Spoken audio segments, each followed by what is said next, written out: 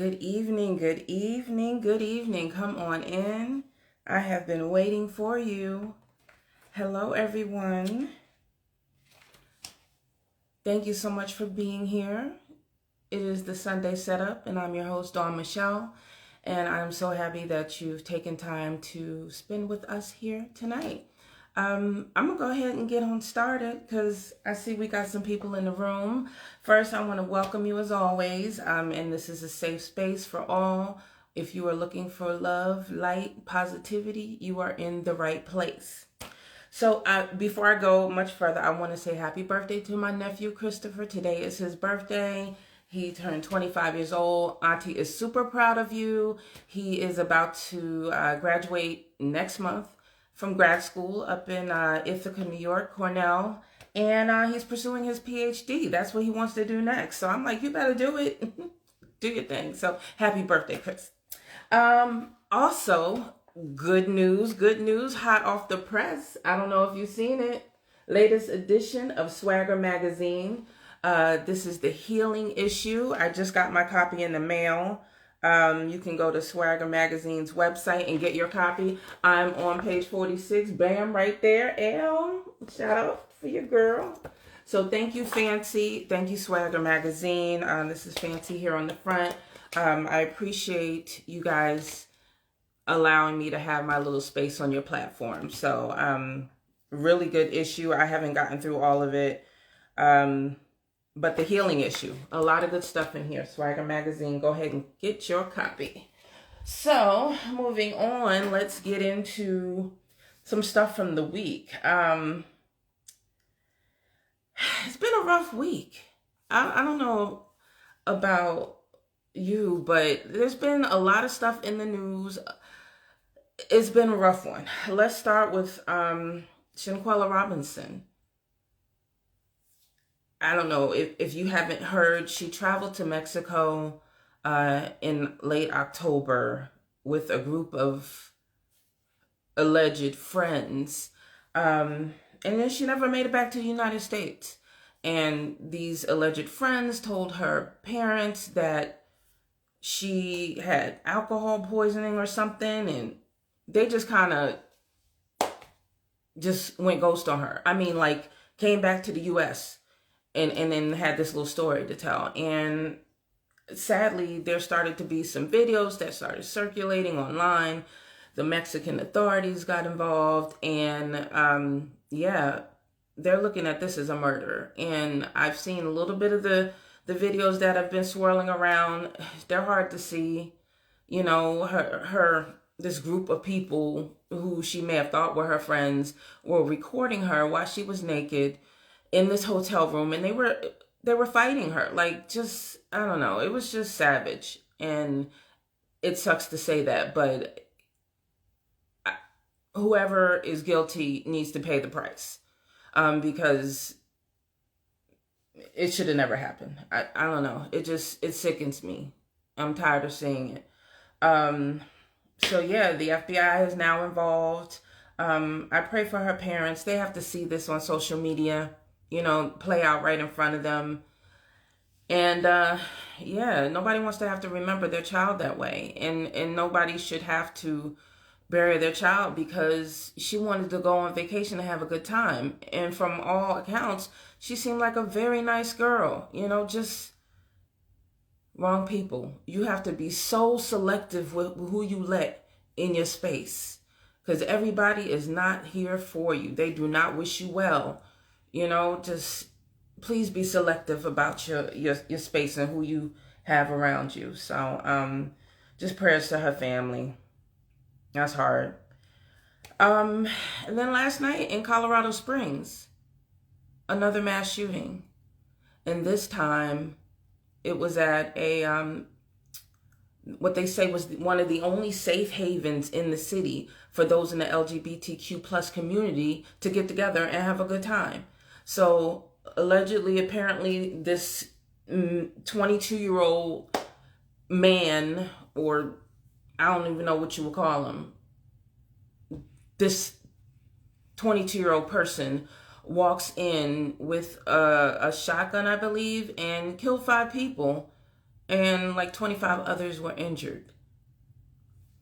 Now, from what I've done, my little research, apparently this suspect, this is not his first time in trouble. He, some years ago, I believe, was making terroristic threats. There were some felonies swirling around, and then nothing happened. He was free to roam and free to do whatever he wants, and free to obviously get a gun and kill. And gun rights and gun talk is a whole nother segment and another show for another day. But it's sad that you can't just go out and have a good time. I don't care if you're gay or straight, trans, whatever. You're a human being, and you should be able to go out and live your life and not have to live in fear. But we as Black people know that don't always work that way, unfortunately. So being Black and then being in the community. So prayers are going out for all those who were injured, to the families of those who were killed. Another senseless shooting, a mass shooting, and this time aimed at the LGBTQ plus community. And today is the National Day, Transgender Day of Remembrance. There's just so much I could say there. Unfortunately, fortunately, however you want to call it, my guest tonight has a lot to say, and a lot of good stuff to say. Miss April Jackson Hunter, she's a 2-time best-selling author. She is a wife, a mother, an entrepreneur, a survivor of domestic violence, and she has some stuff we want to talk about tonight. So we're gonna go ahead and bring her in.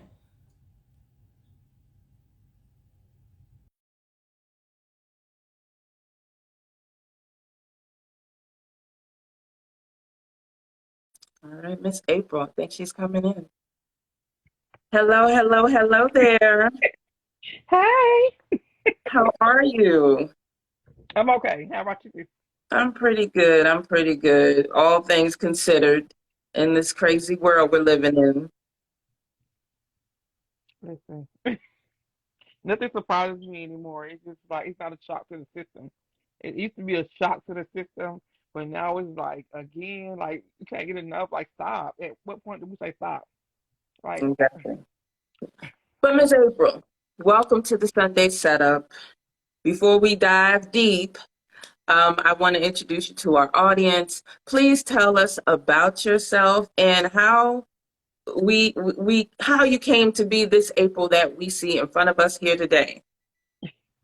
hey, I am everybody's favorite hashtag plus size author babe, April M. Jackson Hunter. I am a two-time best-selling, award-winning author. I'm a speaker. I'm a domestic violence advocate, as well as the founder and president of Mercedes Closet Inc. But first and foremost, I am a survivor of domestic violence and a sexual assault. I have experienced trauma on both sides of the scale in a heterosexual relationship as well as a gay relationship. And going through my trials with my gay relationship, it was completely night and day from when I was going through with my boyfriend at the Mm-hmm. time. It was like my help was non-existent. Versus when I was going through my kid's father, they gave me a PTO. They gave me a divorce for free. They gave me a laundry list of resources to talk to, help you out. They give you this, they give you that, stuff for the children. You know what I'm saying? It was just hand over fist things that help you. But when I was going through with my ex girlfriend, they would not give me a PTO. Mm-hmm. Even though I had all these witnesses, all of these things that she was doing to me, I could prove, and it hit my lights and my water turned off. She was kicking at my door. It was like it was a mad come up to my job. The judge said they don't feel like she was personally threatening me, so they didn't do anything about it. After careful consideration, I became the hope I was looking for. Mm-hmm. I became a resource for people who was going through that I was searching for because apparently it wasn't there. So somebody had to do it. So hey, why not be me? I hear that. So, I hear that. So you know, go ahead. let's go back a little bit, because I know I was reading a little bit of Keeping Deadly Secrets, and I know you said this was your first book, right? Your baby. Yes, And yes, how did this come to pass? Like I know this was a while in the making. yes. Um, that book was my saving grace. That book gave me my voice. I was able to start my healing journey. This book gave me the strength to keep it pushing. I think I was crazy, to be honest with you. I'm not gonna even lie. I was suicidal. I was ready to kill myself, and I think I think God speak. He came to me through my kid and saved me. The night I had the night planned out. I had how I was gonna do it planned out. I was ready to execute my plan. I had put my kids to bed, and this was gonna be the night. I told my kids how much I loved it. I told how much I loved them. And I left instructions for my kids. And I laid on my bed. I had these bottle of pills in my hand, and I started praying because I didn't want my soul to go to hell. But I felt like death was so much better than what I was experiencing in life right now.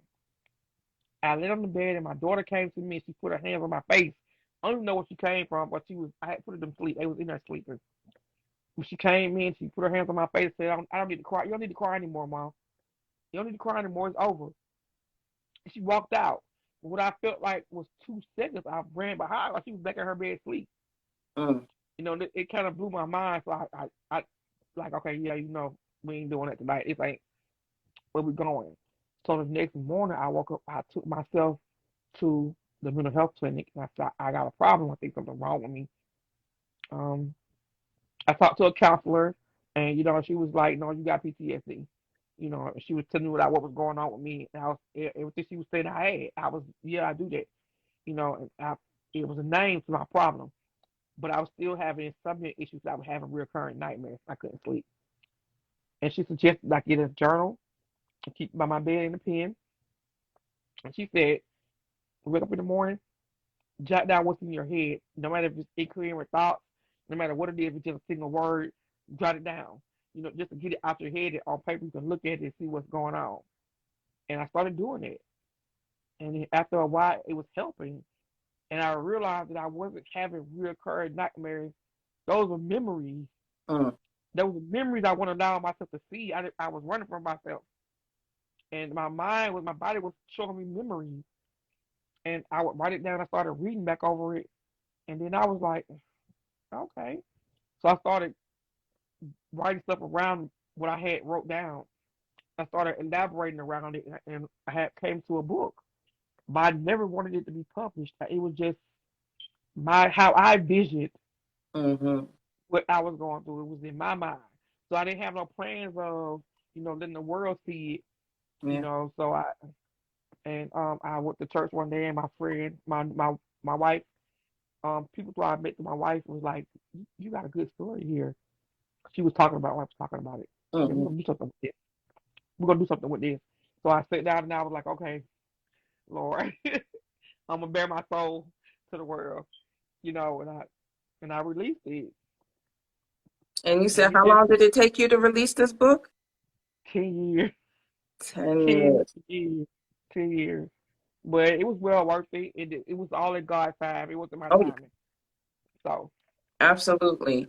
Now, was it therapy? Was it therapeutic when you were writing all of those years that you were like yeah, writing this stuff and saving it up? Did it help you to get it out and get it on paper? it actually helped me with recurring nightmares. It did. That's when I realized that I don't have to be afraid of what I was seeing in my dreams because it was memories.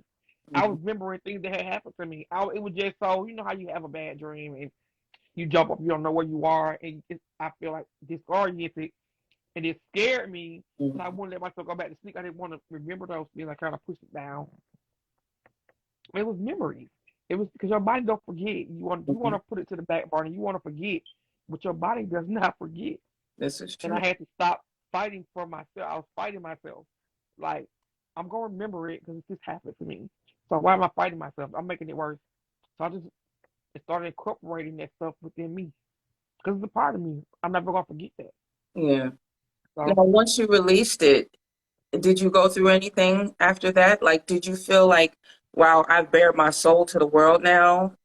And did you feel like people were going to judge you? Did you feel relief? Like, how did you feel when you finally released it? I did not know to the extent of how much truth I put in this book. Mm, Again, I'm gonna tell you guys, this book was supposed to be fiction, but I buried my soul. It was stuff that I was feeling, and some of the things that my character experienced in the book, I experienced in real life. And I didn't know to the extent that I had put in there. So my family was like, I remember this. You was going through that? And I was like, oh, I put too much in here. You mm. know what I'm saying? But then it took me a year to read it. And once I Really? finally read it, I was okay. I was okay with what I had shared, and I let it go. I just said, this is it. I'm putting it out there in the atmosphere, Lord, do what you will. I let it go. I birthed my child. I raised my child. I had to set my child free. Right, Like, right. Now, tell me about some of your other books that you released since then. I have several co-author books that I did with other survivors. I'm gonna have a Wounds to Wisdom book that I did with other survivors. I have Live Your Faith Out Loud that I did with other survivors. I also have Life, Love, and Lock Up that I did with other survivors, telling stories about how they persevered. I did affirmations journal. I did two affirmations journal. One for a woman on a mission, and the other one for CEOs. Because CEOs need to have affirmations. I believe wholehearted affirmations. I do them every morning, and it helps me get myself in a positive mindset. So I did two of those, and my own personal book. I did my hand at paranormal romance. So I have a paranormal romance that I tried my hand at. It's called Mhm. Queen of Darkness. Okay. It's my lesbian version of Dracula and Van Helsing. So if y'all want to check it out, check it out.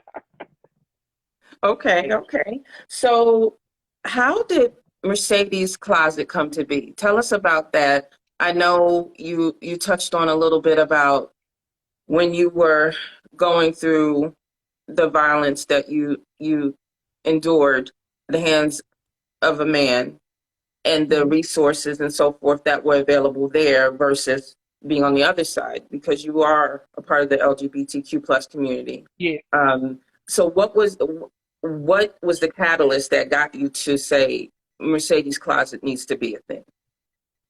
yeah, because I was searching for resources.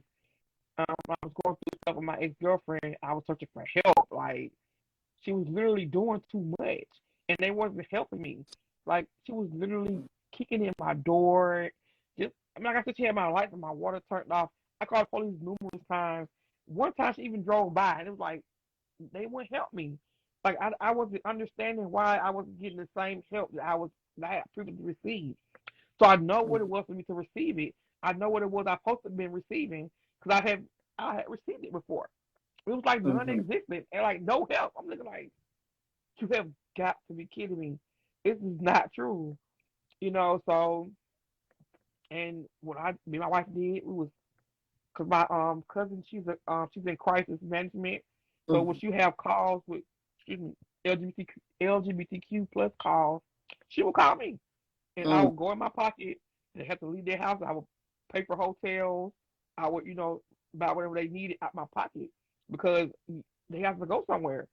So I was doing that, and then I felt like we needed to have a safe space that we can talk. So I launched Fearless Survivors for LGBTQ support group for people who have experienced trauma like myself. Because we going through heterosexual support groups, and I feel like they don't know how to have a conversation with someone that's transgender.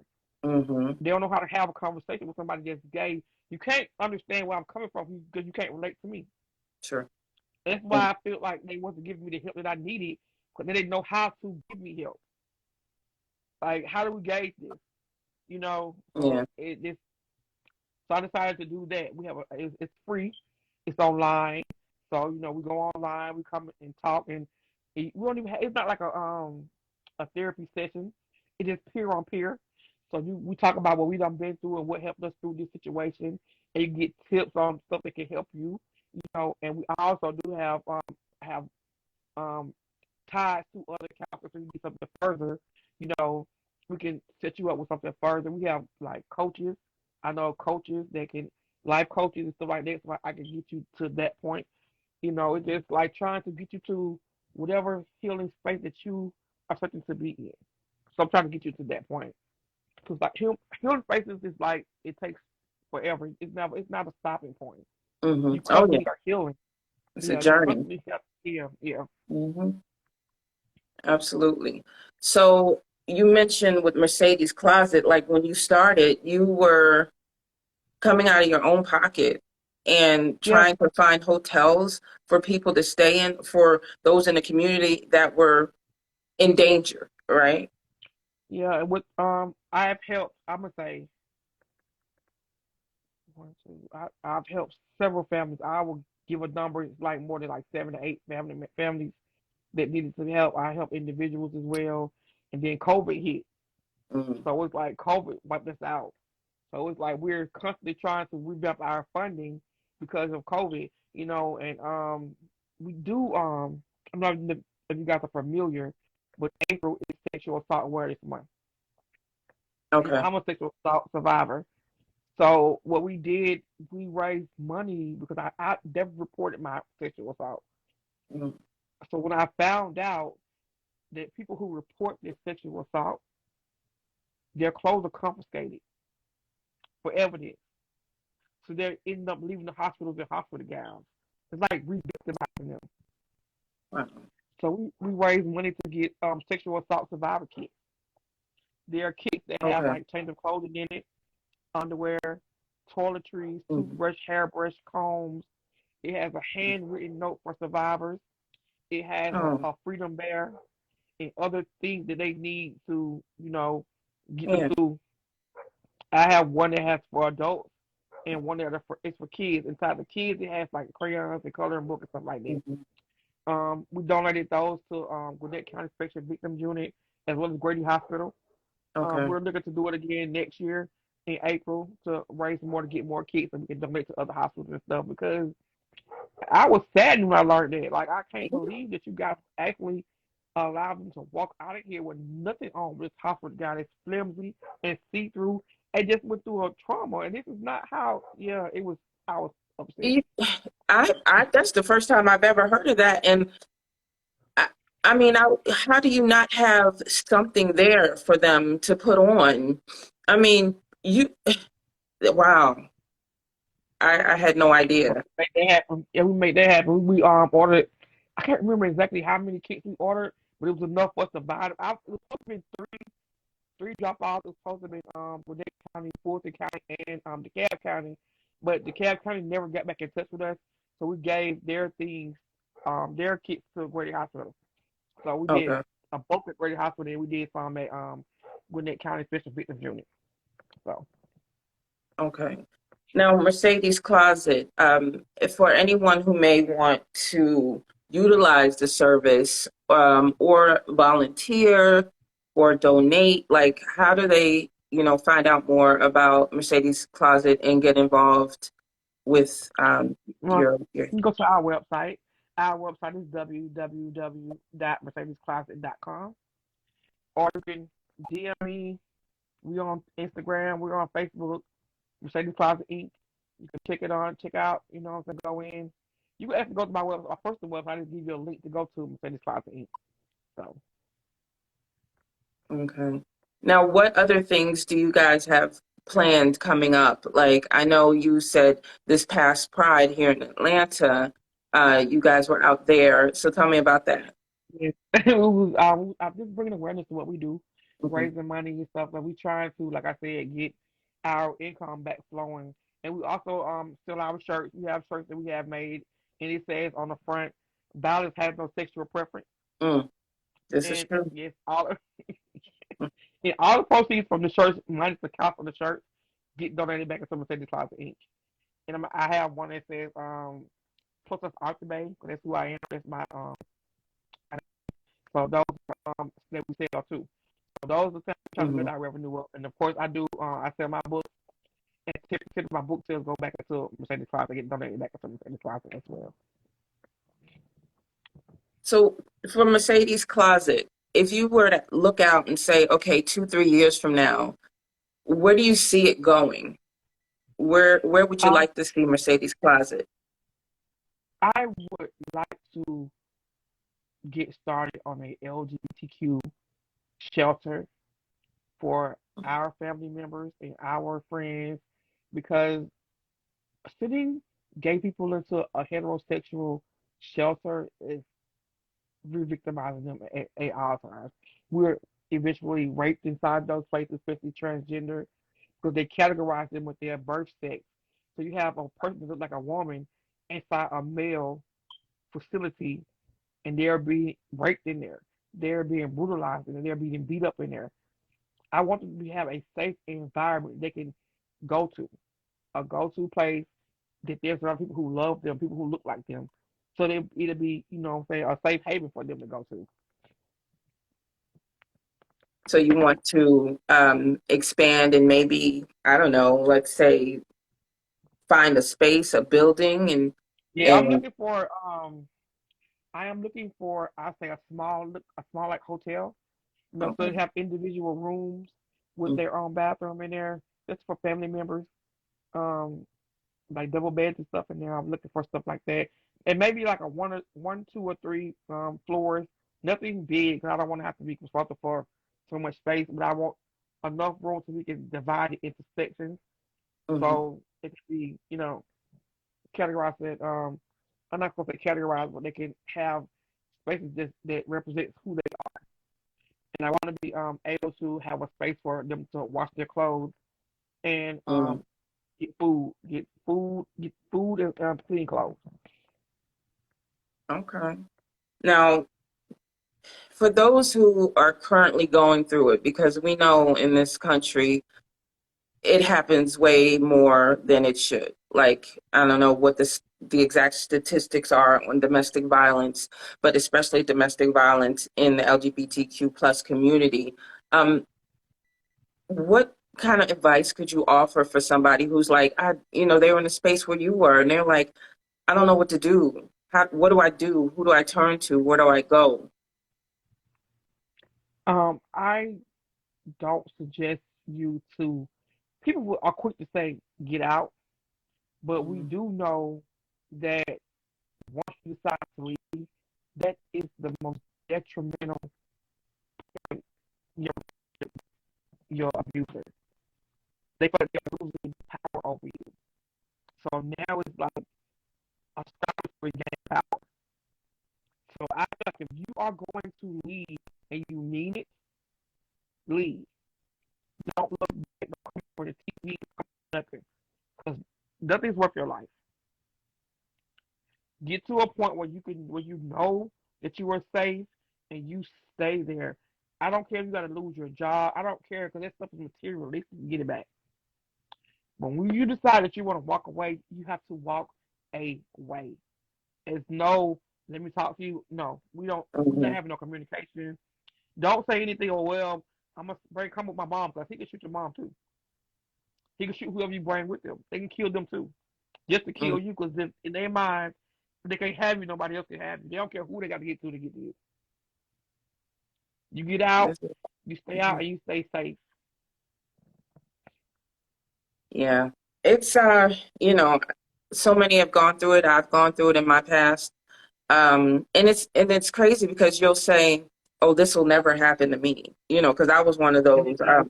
No, not me. I had seen my friends go through it around me, and I was like, "Oh, not me." And then it happened, and Absolutely. I definitely had to call on my faith, because you those they try to they have this power over you. It's a mind game, that controlling mind game, that power. And you have to get to the point where I eventually got to that point where I was like, I will no longer live in fear. I'm just not going to. And a lot of times when you turn the Absolutely. tables, and you let them know that they don't have that power anymore, then things can start to change. But it doesn't always work that way. Thankfully, when it first happened to me, I was out. I was playing no games with it. I just no. But Yeah, that didn't stop the fear, you know, because I wasn't one of those some of the people. what was that? I didn't get out. I wasn't one of those people that got out. I was Yeah, one of those people that came back time yeah. and time again. I'll even come back. But I would say this: it takes 7 tries Mm. for a person to get out of a domestic violence situation. 7 tries, And so you had kids and too. I did. I did. I had kids, and my kids were the reason why I stayed, and they were also the reason why I left. Mm. So, and I tell people this: that you can't get out for yourself. Find somebody who you love more than yourself and get out for them. Because people love you. They might get tired of saying you get out. They might, well, we ain't miss what you don't want you get out. But these people still love you. They don't want to see you hurt. Yeah. They see you being hurt. You don't see it as that because you see what could be. You see what could be and what you know what you're waiting to happen, and it's not going to happen. Especially with somebody who's a narcissist. Oh yeah. And it's just like and for me, I feel like this. I feel like a person shows you who they are, that's who they are. Because we as women tend to see potential, what they can be. Hmm. If we love them right, they can be this. If we show them a little, they haven't had nobody to love them right. Let me just Mm-hmm. love them. You Let me think we're love gonna them just change right. them? Mm-mm. That's a whole grown person. They know who they was when they was younger. That's who they're gonna be when they older. Who they gonna be when they die. This is true. This is true. I'm Now, out. see, in my situation, I didn't have any kids, so it was easy for me to be done with it. However, even when you say you're done, don't mean they done, you know. That part. So I still had to deal with you know, ringing my doorbell late at night or breathing heavy on my speaker, Phone. intercom. Like Yeah. so I understand that fear. But once I got to that point where I was like, no more. And don't get me wrong, I moved. I did the whole thing. I was like, I gotta make moves. I gotta be where you're not gonna expect me to be. But I had to get to the place, and finally, I years later had a conversation with this person, and I was like, I forgive you, and I've moved on. Like I'm not afraid. I'm none of that. Yeah. And it changed. It was just like, oh, I don't have that effect anymore. No, you I don't. became a I crazy wish you person. nothing but the best. I pray for you over there. Keep that over there, you know? Yeah. I became a crazy person, and I used to run. I used to hide. I used to move and move and move until one day I thought, I'm not moving no more, bro. Do what you want to do. You know what I'm saying? You want to kill me? Do it. Cause I'm tired. I'm tired. And he came to my house, put a gun to my head, Mm, and he pulled the trigger, but the gun jammed. But you had every intention of killing me, And then once I realized what had happened, I think I kind of lost my mind for a little while. Cause now you call me the crazy bitch. Excuse my language, but I'm okay. I'm okay with being a crazy bitch. Leave me alone. Like I'm done. So from this day forward, if you come back over here, I will kill you. I'm not playing. I will kill you. I will do my time, and I'll be okay. Leave me alone. yeah. Mm.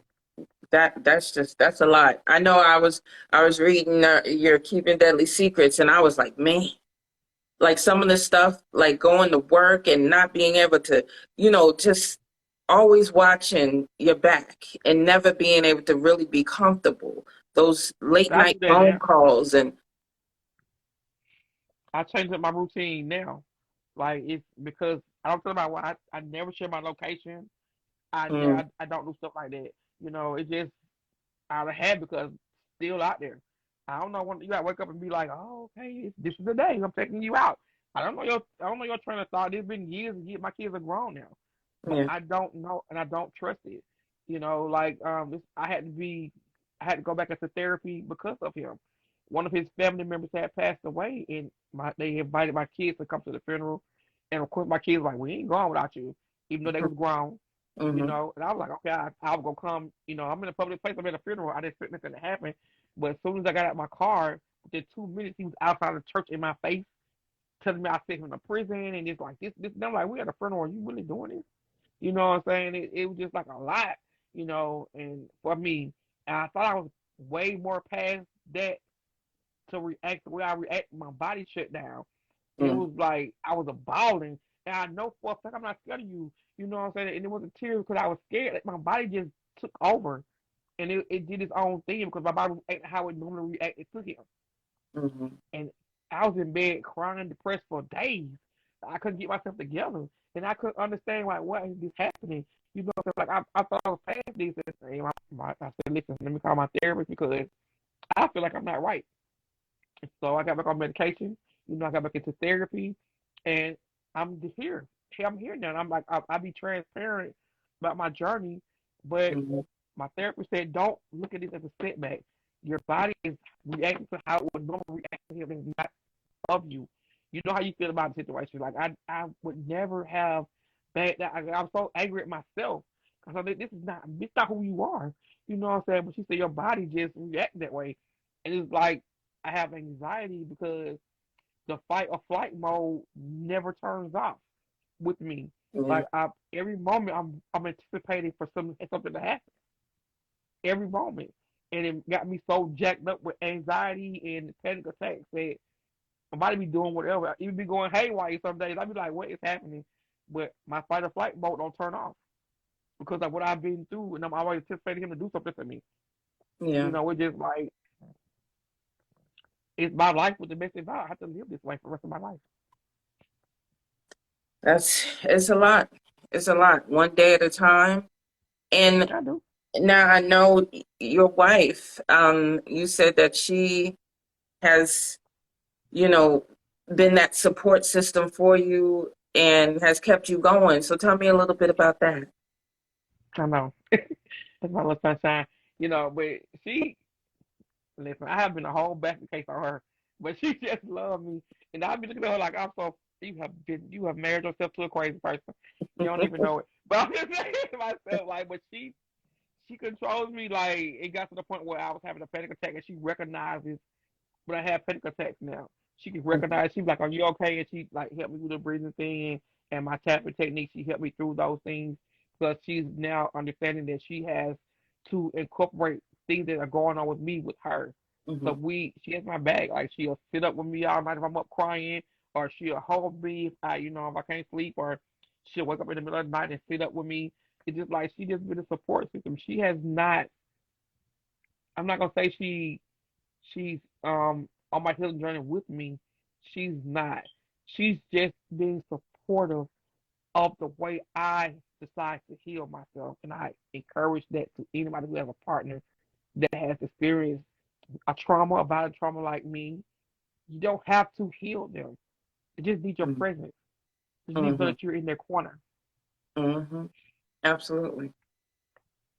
Well, that's amazing because I tell you, there's nothing like having a good support system. And unfortunately, there's a Absolutely. lot of people who don't have that. So I'm, Because they don't understand. They don't understand what you're going through. mhm, And they take it as you being angry or bitter. No, I'm not angry or bitter, but I am hurting. And mhm, that's what because I asked her. I was like, thank you for not seeing the angry black woman that everybody saw. She was like, I never saw an angry black woman in you. I saw somebody that was hurt, mm. somebody that was There's a difference. scared. There's a difference. Yeah. Yeah. I saw Absolutely. somebody that was scared and hurt. Yeah. Well, is there anything that you want to leave with people? So, any words of encouragement, any advice you would give those who are healing or looking to, find assistance in the community?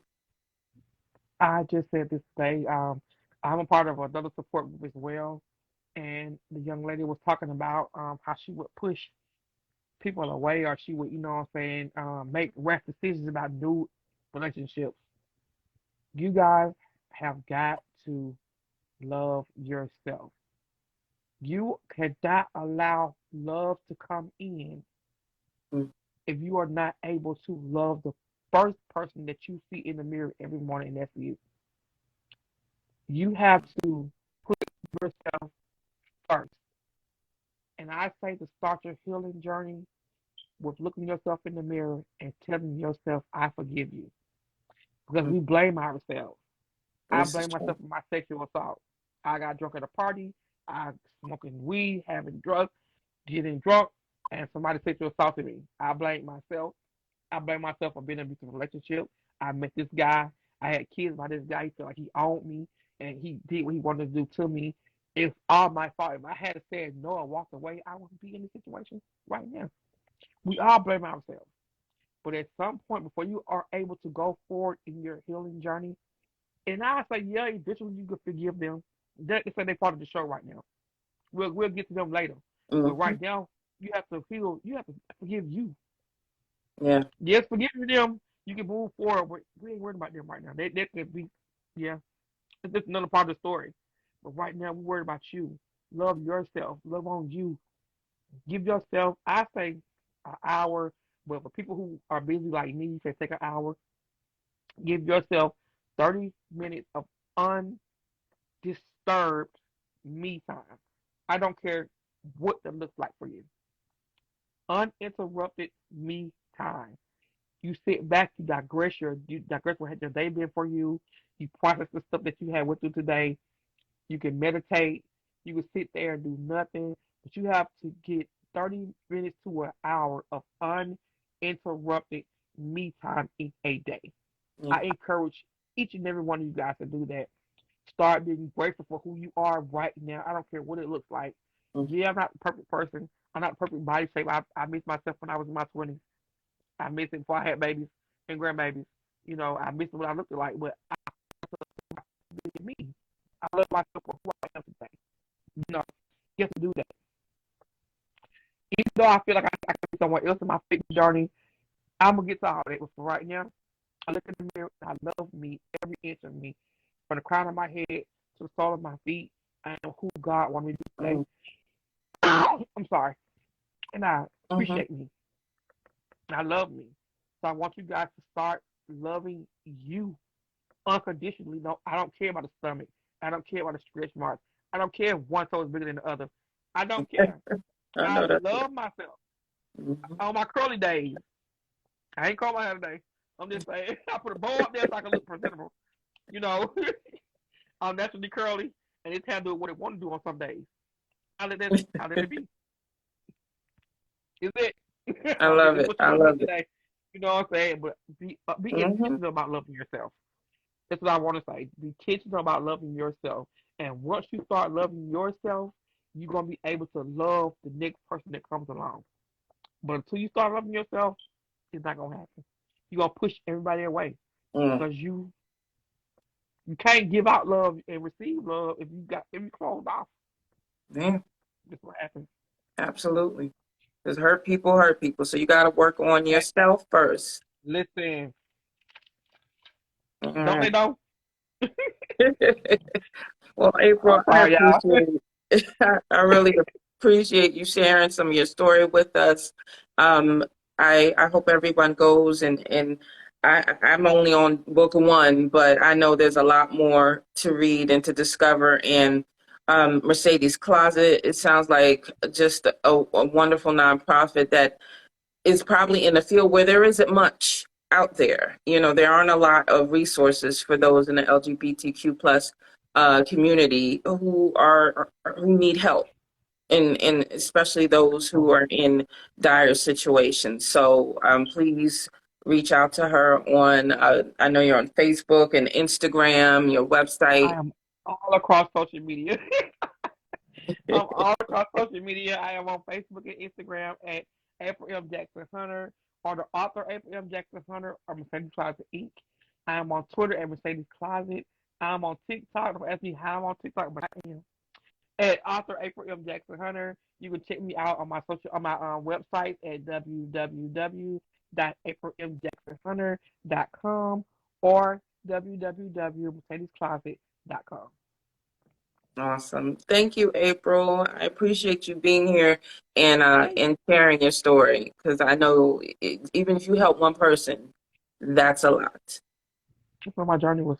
I said if I could help one person, I accomplished something. And 2 weeks out, when I started this journey, I had a young lady get on one of my meetings and said she had been getting raped and she never told anybody. And she said, listening to me tell my story gave her the strength to go speak with him. Now, I was floored. The tears were crying. It would stop. And I was just come to work through the computer and hug her, what I'm saying? I couldn't because I didn't know what she was. But it was just like, she was like, I never told anybody this.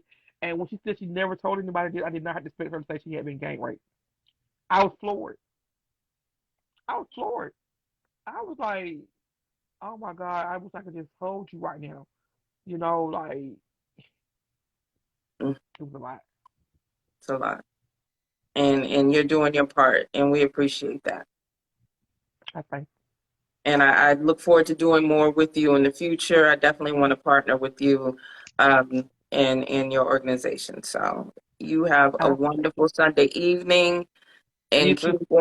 keeping on that journey, because I know it is every day. It's a continuous journey. So, It is. all right. Well, you have a wonderful evening, and thank you so much for joining us. Thank you. You're welcome.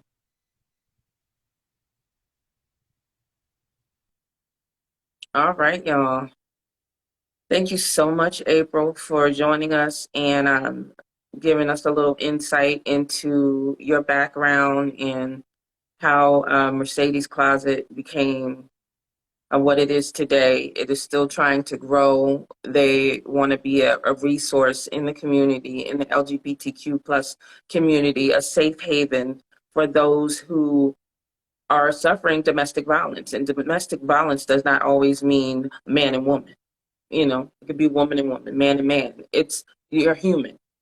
And unfortunately, there are inequities in the amount of help and the type of help there is there. So, we know heterosexual relationships, if you're going through domestic violence, there are a lot of resources out there, but not the same can't always be said for same-sex relationships. So thank you so much for the work that you're doing, and I look forward to seeing the work you do in the future. And we're going to put it out there in the universe. One day you will have your own building where you can help people on a much larger scale, because paying for hotel rooms for those who are in dire need out of your own pocket, now that says a lot. So we're going to put that in the universe. You're going to get your building. So it is Sunday, the 20th? Oh, yeah. My nephew's birthday, 11/20. And it's about to be Thanksgiving. And where's the time going? Because Christmas is right around. Well, we did put up our Christmas tree this weekend. So we are getting in the festive mood. Please remember those who don't have this coming holiday season. Just do what you can. Think about those around you, and find an organization to volunteer with. We should be doing it year round, but especially this time of year. I know Hosea helps. I used to volunteer with them sometimes during the holidays. I've done Thanksgiving with them before. Great organization, but I know there are a lot out there. Atlanta Food Bank. Just make sure that we don't take for granted what we have. And a lot of times we're like, oh, I don't have much, but we're doing a lot better than a lot. So thank you for joining me tonight on the Sunday Setup. I will not see you next Sunday because it is the holiday weekend, but God willing, I'll see you back here the next Sunday after the holiday. So thank you so much for joining me, and y'all have a great week.